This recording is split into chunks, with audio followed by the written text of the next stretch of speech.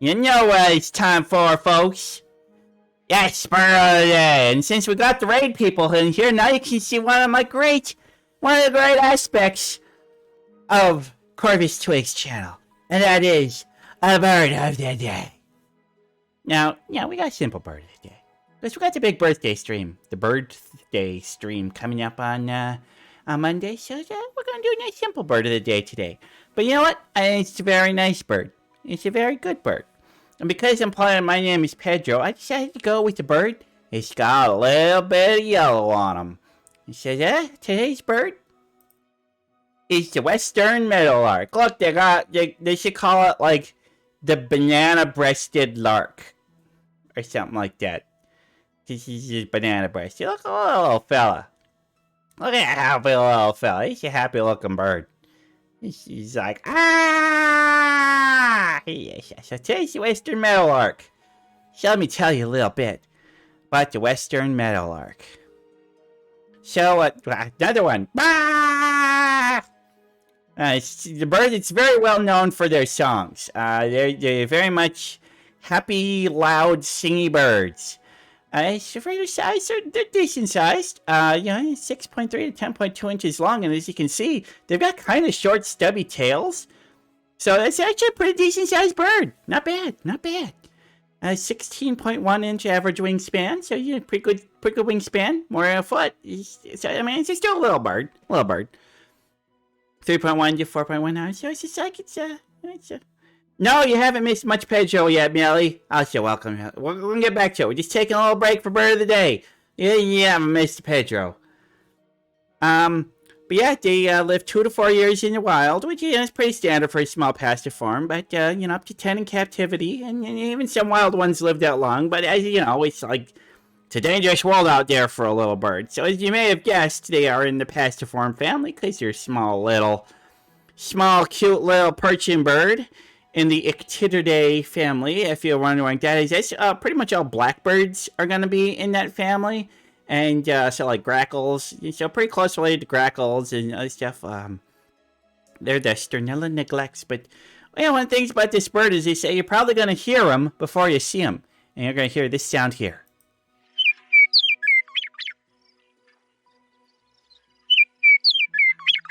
Yeah, it's a nice little warbly little call. I like it. It's cute.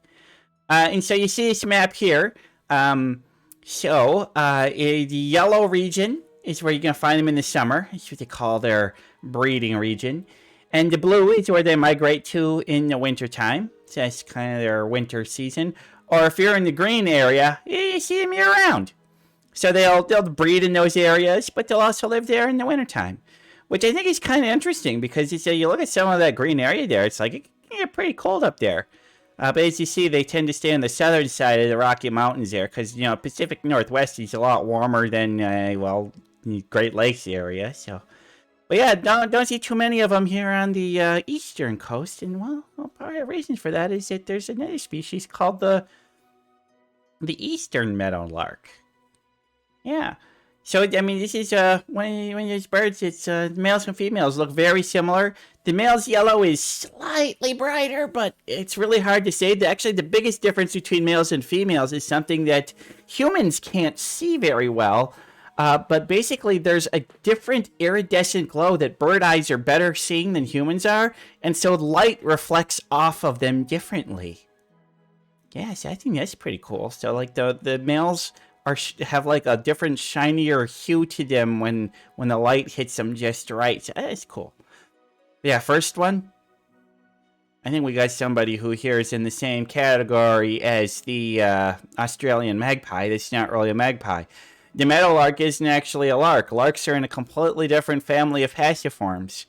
But they call them a meadowlark because they misidentified them initially. And nope.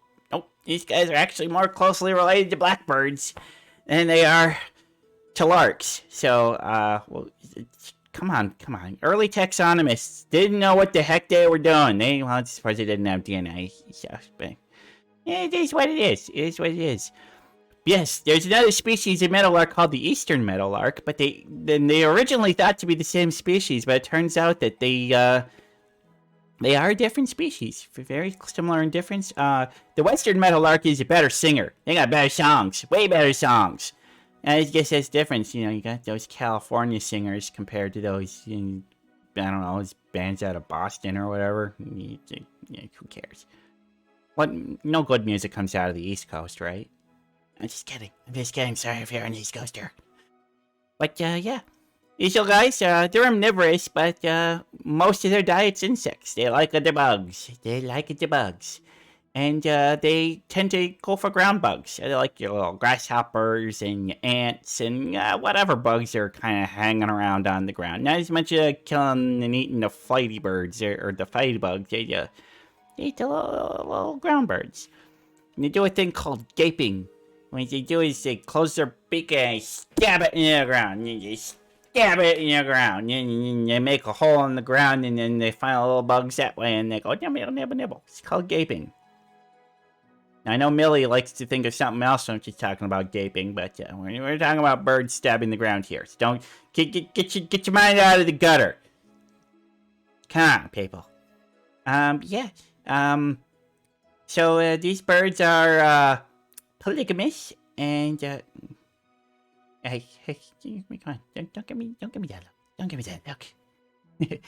Anyway, these are polygamous birds. They, the males are gonna mate with a different female every season. Females gonna mate with different male every season, and a lucky male is usually gonna have 2, up to 3, even 4 ladies that he's nested with. But they're usually gonna be kind of in the same area. They tend to, their nest up clustered close to other meadowlarks, and so the male will be like, "This my lady here, this also my lady over here." And I'm gonna protect these nests, and so that's the male's main job in the whole mating and protecting of the babies ritual is really more of a fighter thing, not really so much of a helping raise the little. Not really helping raise the babies. Yeah, he doesn't sit on the eggs to do any of that. He doesn't do. The males will do a little bit of feeding, but I mean, the mom, when you're talking about raising the babies, that's something that they let like the moms do. So it's like, okay, gonna have oh my gosh. So a male will have several wives. The wives will be in charge of raising the children all their own, and it's a bird that is found commonly in the state of Utah. Yep, the western meadowlark are Mormons. Sorry, was that too edgy? Is that too edgy? They're not Mormons. But yeah, that's how they do. It's how they do. Yeah. Anyway, they're a very popular bird out west. It turns out 6 different states have decided to name them the state bird. Montana, Kansas, Nebraska, North Dakota, Oregon, and Wyoming. Now, I read an interesting thing about Oregon. So, there was actually some very, very tough debate.